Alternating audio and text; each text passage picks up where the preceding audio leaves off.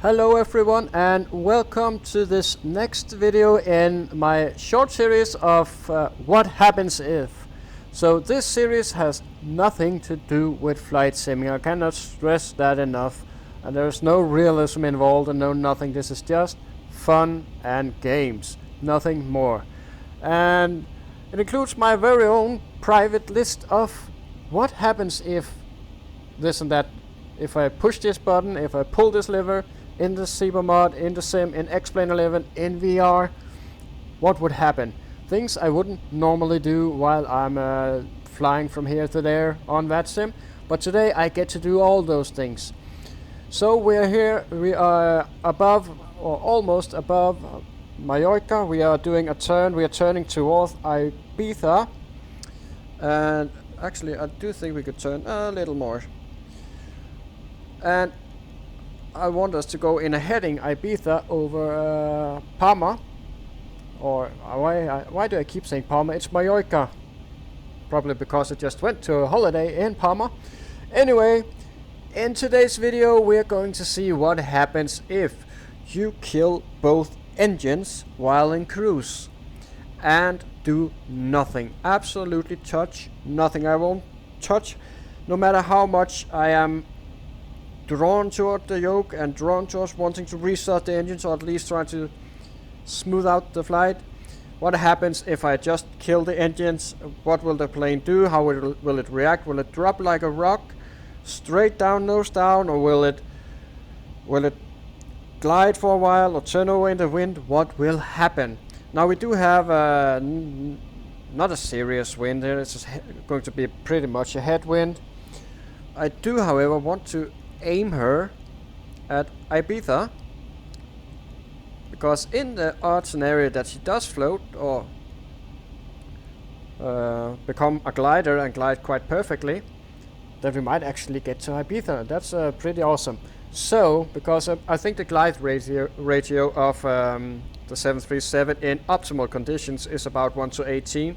Now in a headwind with no one controlling it, I have no idea what will happen. Most likely I would see us start slowly turning nose down, going into a faster and faster dive.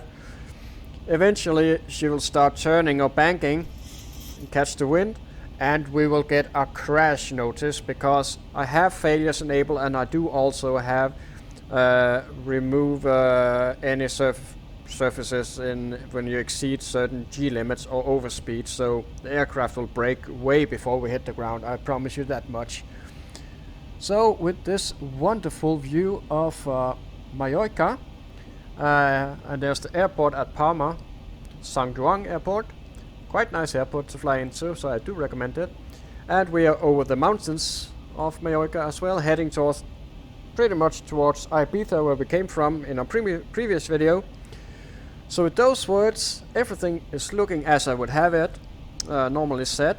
Of course I do not bother with programming the computer or anything, but everything else is pretty much as I have set it up. Now what we will get is a power alarm, which will most likely bother us all the way down.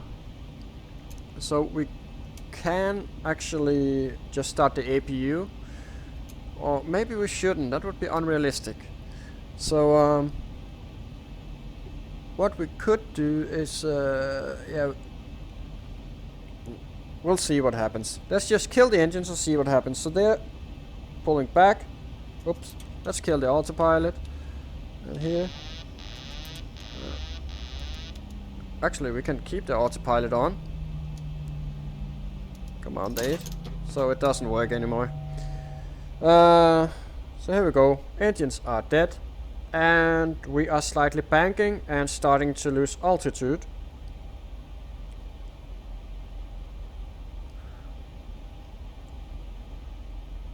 So this here would be a pretty frightening feeling, I can tell you. And of course the pilot flying would seize control and try to stabilize the aircraft, and you would do a restart, windmilling. You can see there's the temperature just dropping down, 42, minus 42 actually. So that was a quick cooldown.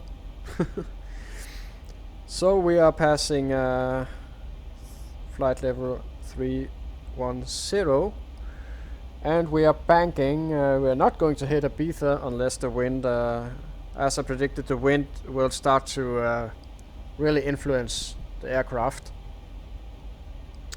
And our speed is starting to actually decreasing slightly. So she is for now looking quite stable, I would say. If we disregard the bank into the wind, we do have a decent.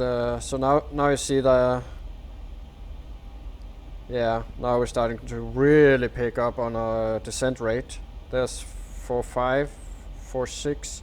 So what will eventually happen is that the aircraft will, I predict, will tear itself apart before we hit any water or anything. But we'll see. For now she is holding together. And here is Mallorca getting awfully big. Look out the window. I do think we will clear Mallorca though, or maybe not. Actually, we looks like we are turning. So we have been turning like this, and most likely we'll be keep turning, and we'll end up if we don't break up, we will end up somewhere. So there's the cabin pressurization altitude.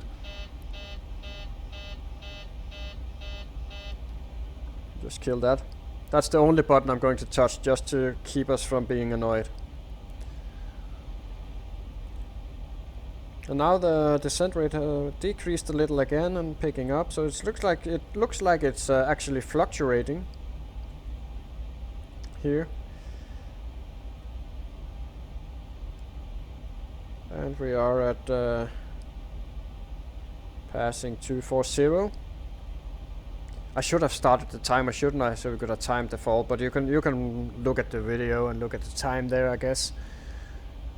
Guess we have been falling for about 5 minutes, so actually she's holding up pretty darn good, to be honest. I would have believed that she would have eventually just given in to the forces of the wind and started some weird tumbling turn, and then once the nose down catches hold of the aircraft, it just really starts to want to sink into that straight nose down. But so far she is actually gliding surprisingly well, I must say. So this would, however, have be very, very frightening to be sitting even in the back. Can't even imagine. Well, actually you wouldn't, because the turn just feels like a slight turn, maybe a bit strong descent, nothing more. But it is full dual pilot incapacitated and full engine death.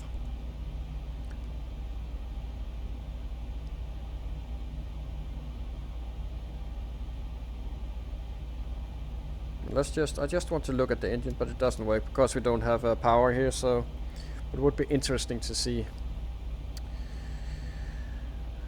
Yeah, so here we are, tumbling into the night and passing over Cala d'Or on Mallorca. Nice place if you haven't gone. Nice place for diving, scuba diving and free diving if you're into that sort of stuff. So now it's asking for a standard, which is already set to or for a local QNH. We'll just keep it at standard. I have no idea what the local QNH is, so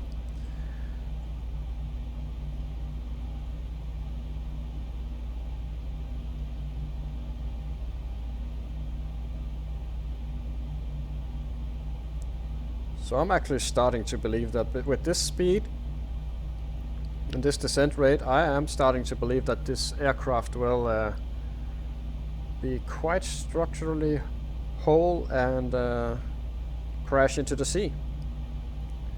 So my predictions were wrong. She glides like a dream, actually, all by herself. Only influence is the wind, which is slowing down now, 12 knots. And it'll be, unless she makes a full turn, I think this will be the ratio. Seems like it's pretty locked in this angle. But I might be wrong there as well. Let's see. Which would actually seem a little bit like she's coming back around. So we are back over the ocean again. There's the coastline, Calador. Beautiful evening to crash.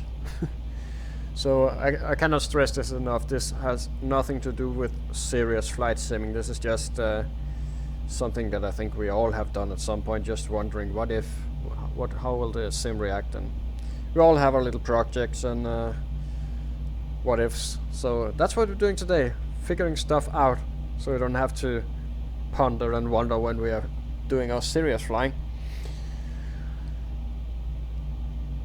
So passing 10,000 shortly. Not long to go. 3,000 meters, more or less. I should have been flying, shouldn't I? Look at this evening here. Dang, it's beautiful. And that's in VR I'm saying this, so I'm sure it would look quite even more impressive in 2D, but I am pretty impressed in VR because you don't get this experience in 2D, I can tell you. So here, Calador disappearing behind the clouds. 9,000. The only thing I will predict is that we're going to hit the water at a pretty high speed here. Can actually hear. Either it's the wind on the hull. I do think that you can actually hear the windmilling of the engines. So let's just do a quick. Yeah, that's the engines windmilling.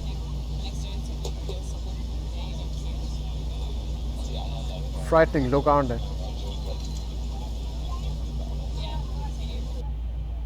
So here we are, back on the flight deck. So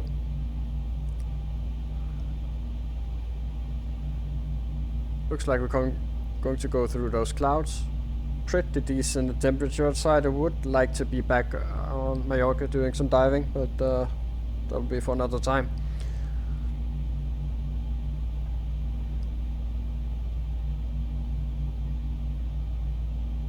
5,000 coming up,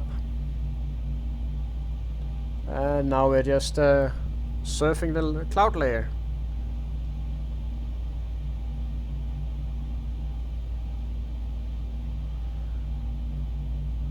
And here we go into the clouds. Don't expect them to be that thick. Be through it in a second. So we are through the clouds now, I think. Yeah. Just some vapor, nothing big. So 1,000 meters left to go, and then we'll hit the water. We have almost gone full circle around Mallorca. So if we stretch that out in a straight line, we would actually have gone to Ibiza. 2,500. We did kill the engines around here.